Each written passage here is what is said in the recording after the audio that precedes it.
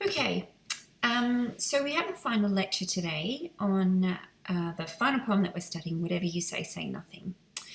After the other poems we studied in Heaney, this one strikes a slightly different note where we've had like a series of elegies for different funerals and people who have died in the Troubles in Heaney's characteristic way. This one I think is different.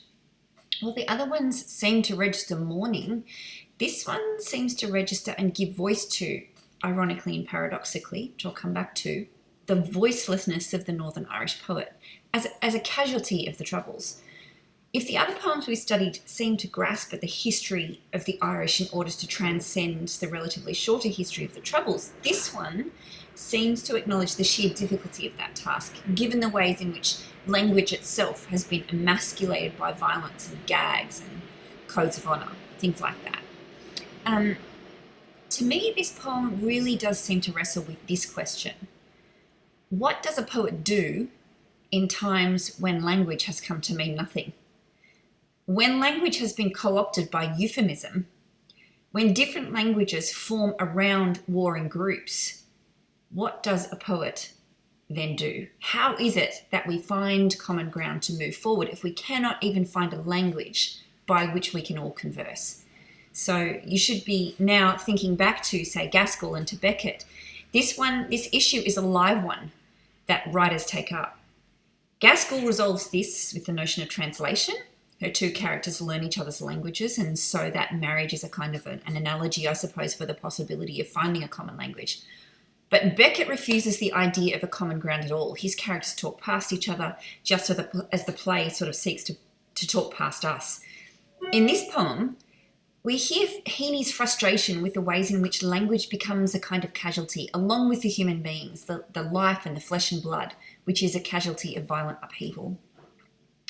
The poem takes its title from an IRA poster. It's worth Googling, actually. And it has a man with a Sten gun on it. A Sten gun is a type of gun used by the British government in its occupation of Northern Ireland. And the poster has these words on it. Loose talk costs lives, in taxis, on the phone, in the clubs and bars, at football matches, at home with friends, anywhere, whatever you say, say nothing. The poster was a warning from the IRA to Northern Irish citizens, I suppose in particular Catholic citizens, when you're out and about, say nothing. There's a violence redolent in that warning to me, latent in it. If you speak, we will kill you, along with the prods and the paras. It's a warning not to speak about what you know, not to speak about who is who or what is what. In effect, it's a gag order. But in the title, in the syntax of it, of course, is an unholy paradox with a particular problem for a poet.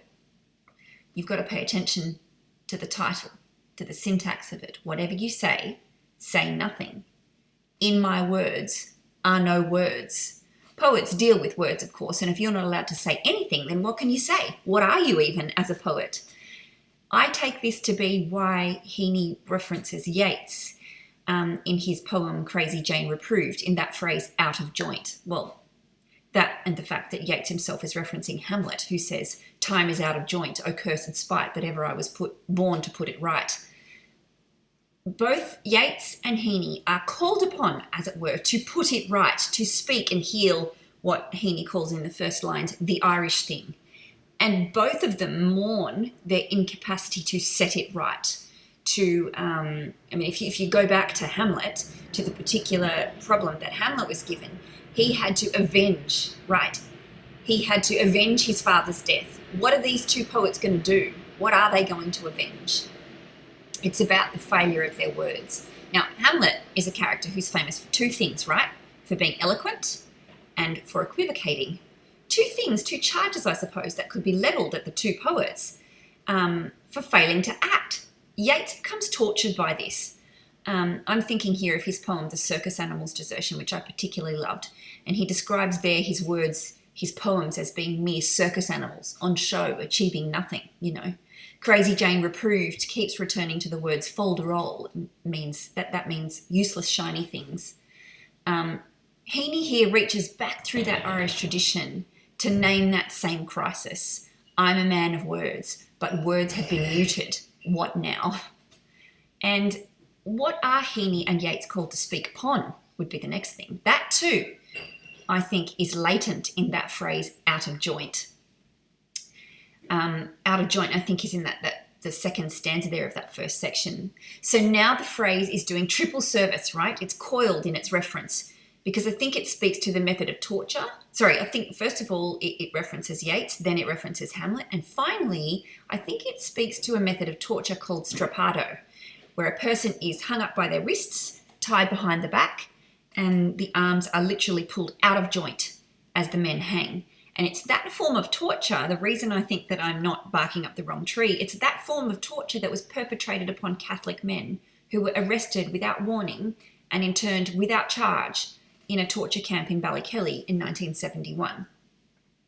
This poem seems to reference events in 1971 and the random internment. So we'll come back to that. Why a phrase would reference slyly Yeats, then Hamlet, and then torture.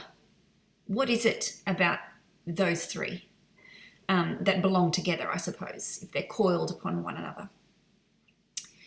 As a matter of fact, Heaney had actually taken some flack for failing to come down hard on the issue of the Troubles, for failing to stand up and say something, to pick a side. He'd been accused of evading the real issues, actually in that beautiful poem, The Strand at Loch Beg.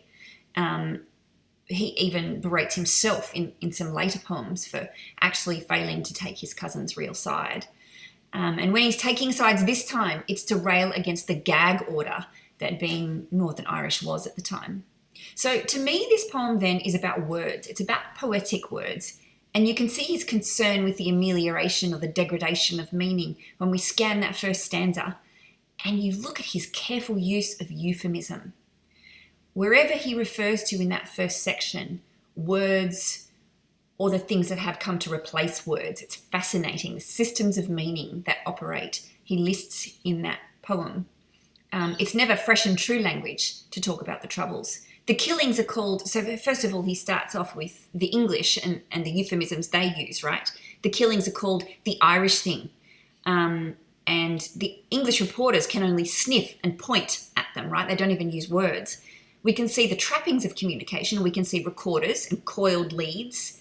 And that word coiled, subtly reminiscent of a snake, right? Sly, not to be trusted, about to bite. But we can't access any meaningful human connection or truth by any of what is reported. The bite never comes, but the threat of it is always latent.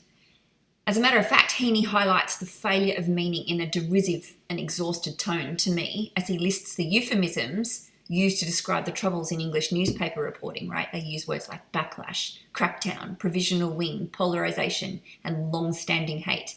And each of those phrases is in speech marks to signify the way it's become a placeholder for meaning without ever filling the place. It's empty of the power to actually communicate anything. So those speech marks become, I think, quite ironic. Even the use of words which Heaney reports are themselves not even accorded the state of words. They're jottings and analyses and scribbles. None of them are actually words. They're the trappings of words without actually being words themselves. And then perhaps we wonder, are the Northern Irish any better at articulating what's happened? Heaney tells us that they're expertly civil-tongued, but paradoxically that word expertly suggests that they're expert at evasion, not at denoting or capturing or communicating what has occurred.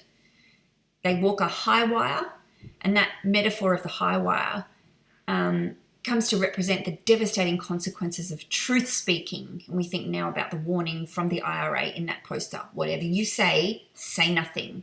So how does one talk without communicating nothing, right? That's the high wire. So the metaphor of the high wire of first wireless reports suggests that the stunt that is being performed is one where words are used, but nothing is communicated.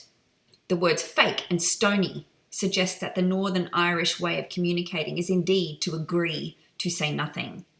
The phrase sanctioned old elaborate retorts suggests that there are powers to sanction and therefore to silence, right? The phrases that the Northern Irish use then are amongst themselves, just like the newspapermen, hemmed in by the speech marks, which again relegates them to euphemism, designed to mean nothing, right? Oh, it's disgraceful. Surely I agree. Internment and all of that. So notice that Heaney puts those phrases in speech marks also to signify, I suppose, that they're operating as euphemism and not as a meaningful way of communicating anything between two people. So the subject of this poem, to me seems to be language itself. It's words themselves that are under threat, being eaten from the inside out. The next part of the poem, in part 3, because we don't study part 2, continues with the euphemisms that the Northern Irish trade in. Religion's never mentioned here, and I hope, of course, you can see the paradox, right? In the negation, never mentioned here, there's a mentioning, right? Everything's backwards. A silence is a kind of speaking. And the pattern in these 3 lines, euphemism in speech marks, followed by internal commentary, suggests the duplicity at work in the language patterns of the Northern Irish. Here is what I say, here is what I mean. And I think Heaney scoops up Catholic and Protestant in these habits. You know them by their eyes, for example.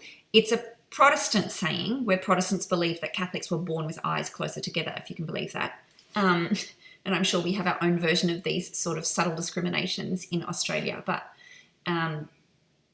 he's scooping everyone up, Catholic, Protestant alike, in this agreed upon complicity to say nothing and only speak in euphemism. That duplicity that I mentioned before is picked up in that line that begins Christ, or in that second section there, which of course acts both profanely and sacredly. It's both a swear word and a genuine prayer, right? And it perhaps even acts triply, 3 times, in that it's precisely in types of Christian worship upon which apparent fault lines lie, right? Christ for the Catholics, Christ for the Protestants. That's the fault line. That line, it's near time that some small leak was sprung in the great dikes the Dutchman made to dam the dangerous tide that followed Sheerness. Now, for this Australian reader, that line took some digging. But I actually think that's the point, is that for an Australian reader, I don't understand the code, right? So for us Antipodean uninitiates, the Dutchman is a derogatory Catholic term for the Dutch and Protestant King William III. And not to give him a name, to simply call him the Dutchman, signifies a Catholic way of talking about that king. He vanquished the Catholic James II from his throne, William and Mary, and then James on his throne, right? But instead of calling him James, which is the English version of it, he calls him the Irish version of James, which is Sheerness, right? So the Irish version of James is Seamus. So the derogatory, the Dutchman, sits next to the defiantly Irish name, Seamus. Even the way we name things is in code. Even the way we name that event where William and Mary vanquished James from his throne is a sign of where we stand on that issue. This is all before we discuss the metaphor and the fact of using a metaphor that Heaney's using here, right? The language codes is the great dikes, walls to stop water flowing from dams, which seeks to stop the dangerous tide of Catholic commitment to James II. But it's about to break, says Heaney. It's cooped up and it's about to crack. So the dam here, the literal dam, I think that is captured in the Battle of the Boyne, although I'm not sure. But in that battle, right, is a representation of the way language itself is about to break. I think it's interesting that Heaney is using metaphor to come to describe what is happening to language itself, right? And yet he tells us that I am incapable. It's a sedentary trade, he says, poetry. Because language itself is gagged. He even uses that word in the next line. He uses more Catholic euphemism instead of Northern Ireland or the north of Ireland. Both of those are politically loaded terms to refer to where he lives, of course.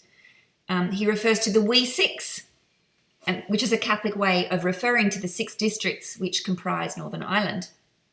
And so Heaney lists and employs euphemisms which denote sides, alliances, wars. And in so doing, in using euphemism, he demonstrates the ways in which coded language becomes its own type of prison, right? Its own straitjacket, no matter what side of the fence one sits. If we return to that out of joint, remember that? We had Yeats and we had Heaney and we had Strappado torture. What I'm wondering is this: what if language itself is a kind of internment camp, a kind of torture from which we can't actually escape? We can't actually access language meaning anything anymore. You can see the references, I suppose, to muffled and gagged language in the phrases smoke signals and manoeuvrings. They're references to the coded way that the Northern Irish find out about each other, right? To find out school, one can find out whether Protestant or Catholic by identifying a name. Seamus means Catholic, but call me Sean, which is another sort of code. So the code is doubly removed, right, from the name. And then you've got Norman and Sydney and Ken, which are English names, therefore Protestant. We can't use language directly and find out, are you Protestant, are you Catholic? Instead, we got to manoeuvre because we can't say anything. And so he says smoke signals are actually more direct and loud-mouthed compared with us. I'd like to draw your attention to one thing where Heaney discusses that beautiful section where he's talking about the names, Norman, Ken and Sydney, against Seamus. Have a look at the way the ends of those lines sit with 2 words, prod and peep, or pep.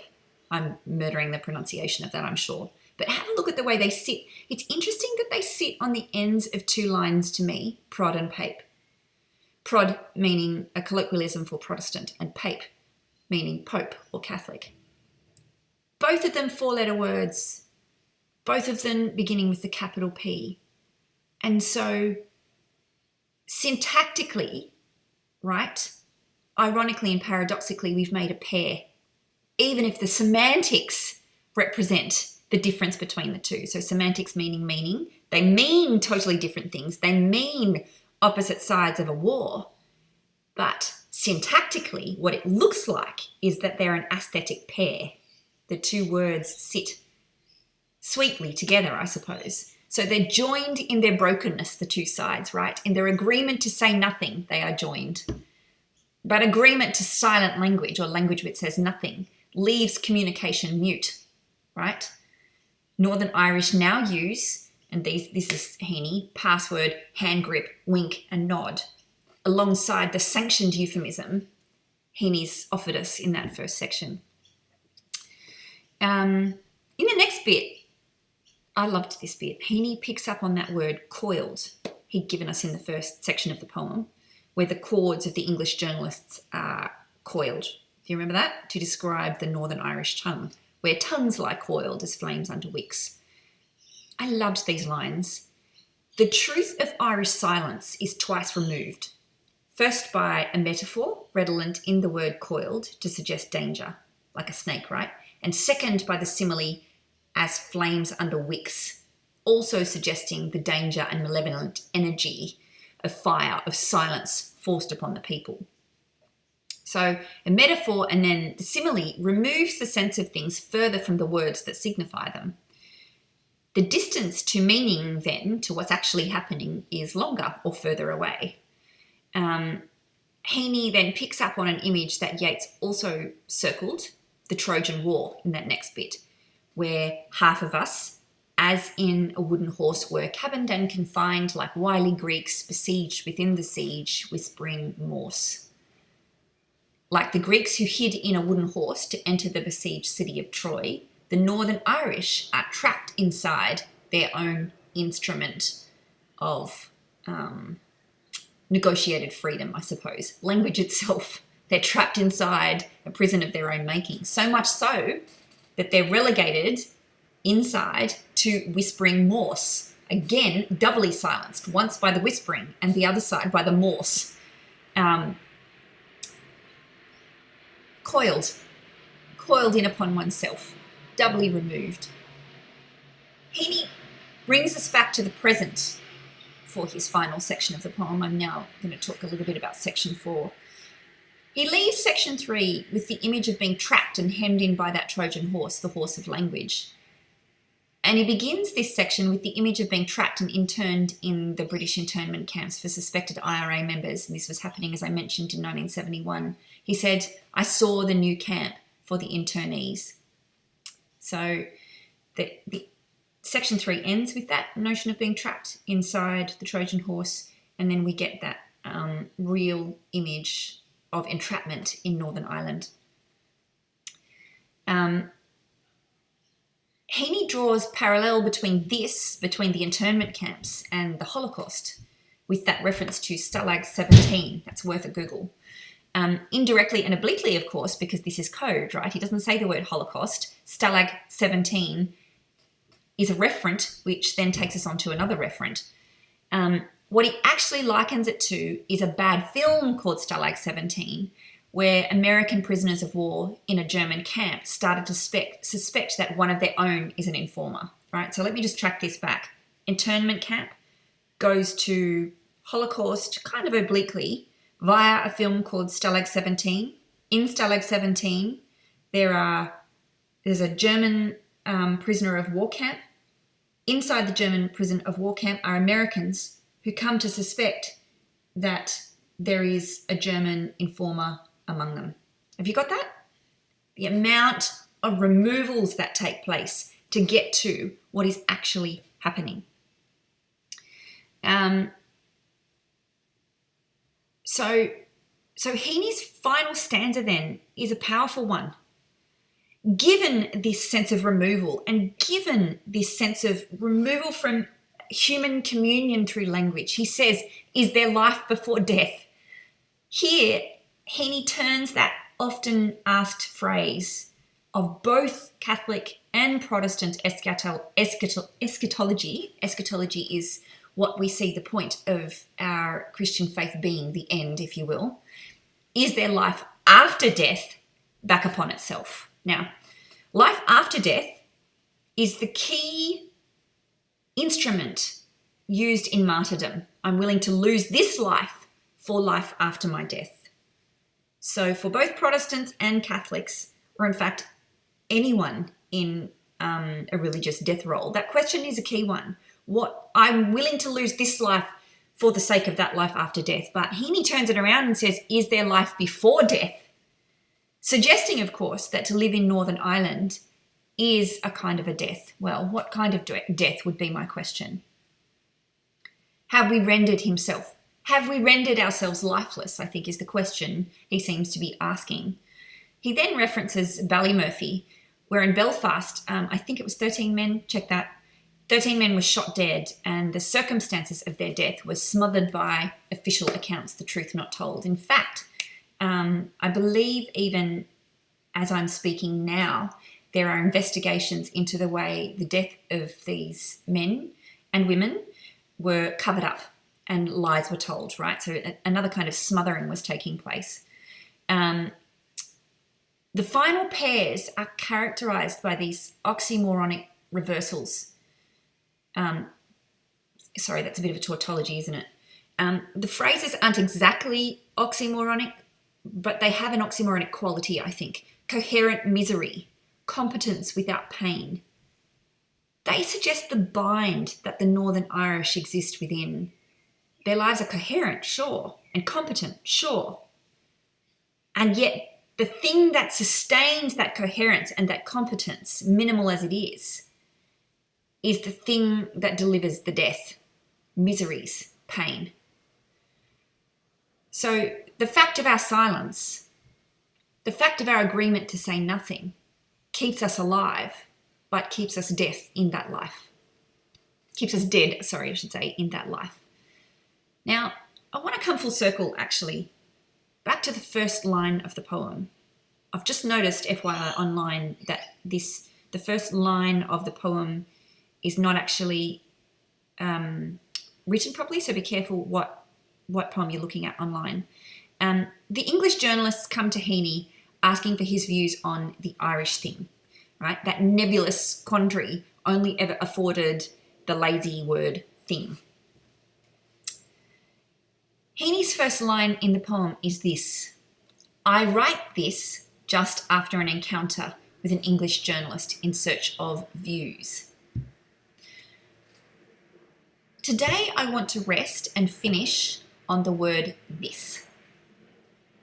The poem wrestles with and dismisses the use of euphemism and code, suggesting that as a form of death, as a form of torture, it's coiled upon itself, right? He also denounces the flippant way the English have come to ask for a way of coding what for the Irish is miseries and pain. Throughout the poem, although giving clear time to the appalling sins perpetrated in the Troubles, he somehow characteristically refuses to offer what is called a protest song. He doesn't slip into words that become a part of the agreement to only give polemic, to only give warring words for one side and never the other, code for which side you belong to. He doesn't give us that. So the next question is, well, if you're not going to give us that, then are you going to give us the truth? What Heaney gives us instead is the this. Well, what's the this, right? What is this? What is his view? The poem itself. That's what is being offered to us here, right? The poem is addressed intimately, I think, to the reader. It gives us some political insight, but only insofar as it gives us a poignant and a mournful elegy of the death of language itself. Shriveled up into that last line, we hug our little destiny. So ironically, the poem itself, through metaphor, through simile, through these types of language that are a type of removal, ironically, it delivers us an elegy for the death of language in Northern Ireland, as only the Irish can do, right? In beautiful rhyme and metre, in that Yeatsian tradition of elegy and mourning, Heaney hands himself his own destiny. If we're to take sides, he seems to say, we must side with poetry. We must side with language. I hope that makes sense of the poem for you. Thank you for listening.